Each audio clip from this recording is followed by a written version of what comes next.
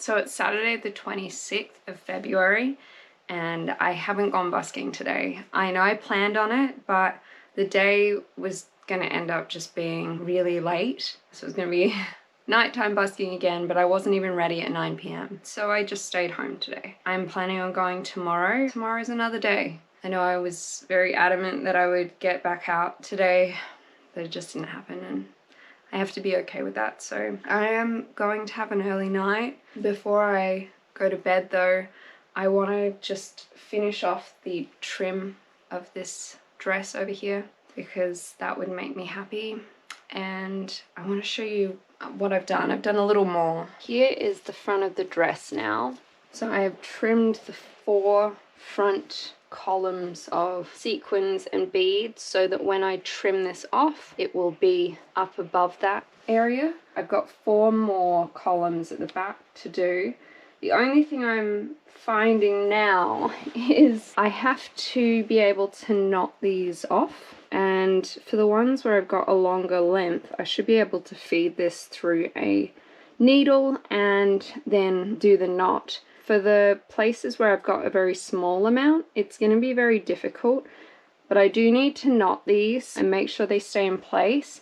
So when I go and do these other columns, I'm actually going to trim them at the ends of their length so that I end up with quite a lot of thread to work with to be able to knot them off, rather than how I did it where I chopped them at the floor length. So yeah, and I did like bring them a little higher than where it will sit, just so that, as you can see here, they didn't go all the way down to the edge. There was a gap, so I wanted to have a little bit of a gap like that to have everything like flow well. What I'm going to do now is go around and cut through each one of these threads and pull all the sequins and beads up to the points that I want them on the 4 remaining columns at the back, and then I'll go around with my scissors and I'll trim it all off.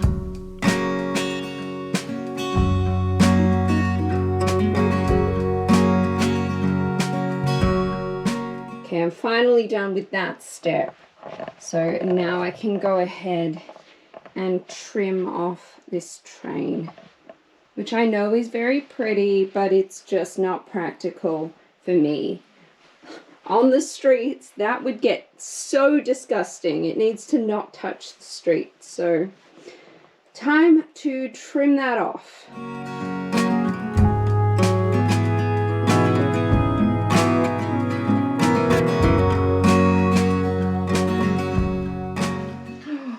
Oh no, that also needs overlocking. That's what we're here to do. Oh, they didn't even bother overlocking all the raw edges on the underskirt.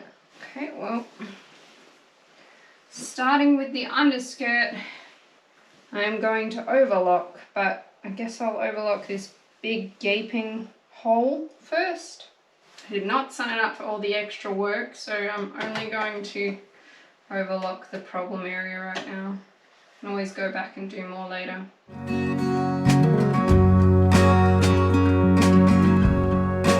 So I'm going to take this dress now and I'm going to hem these inner skirts.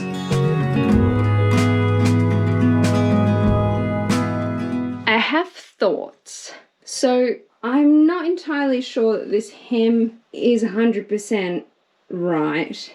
I can't tell whether I should higher it to this point where it starts to flare out, or whether I raise the hem just like that much, like my hand length, just to give a little bit more show to the shoes, which you can't see in that view, but basically I don't know if having the inner hem at the same length as the outer hems works. I'm hating that point over here that you can see is much brighter because there's like, I guess, less tulle over the top of that part. I'm not exactly sure what's going on there, but it seems a lot brighter than this side. Though, I don't know. It's kind of all over the place, but it is finished and I'm like, be a lot more work to change it now, so I don't know. I also need, I need the support up here. I cannot wear this dress without installing the straps. So that is one of the next things. As I walked in this, a lot of beads came off because I haven't yet secured all the lines. So I think before I try this on again, I need to secure every little line of beading and work the straps on there. And then I can come back to the hem, whether I'm keeping it like this. I did actually order myself a petticoat in a trumpet style to match this dress so that hopefully I can give much more of a flare at the base. It might not suit, I don't know. I'll get it and I'll try it. For now, moving on from the hem. I have not gone to bed yet and it's 13 to 6 at the moment. I've been sat here just tying off these ends, so that's what they look like now. They're secured, they're not going to come flying off.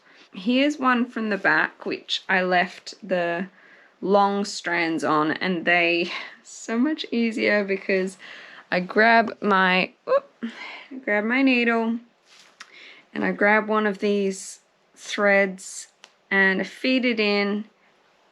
Yep, got it through. Okay, so then I just put my finger to kind of hold the little tail in place. And then I just take my thread and go under this piece of thread here. And then I go back through and I make sure that the knot ends up behind there.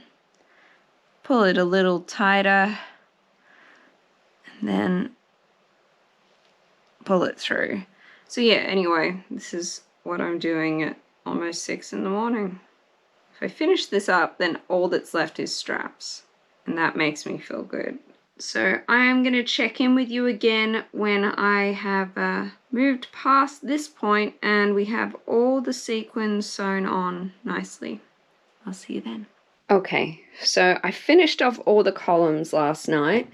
I am definitely feeling like this lining layer is just too long. It, at the very least, needs to be raised a touch so that it would be like that, because it's going to create like a much more delicate edge to the dress.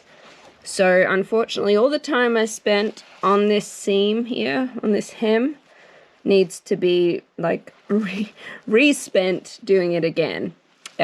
And this one underneath. But, you know, I might take the opportunity and go ahead and actually finish these edges that the person before me did not, because they are playing on my mind as well. So, oh, why did we just fall off? Oh no. What the? Did this one not get done? What? Oh no, that one just came undone. Fixed it. It's not perfect, but yeah, I got those beads back on there, so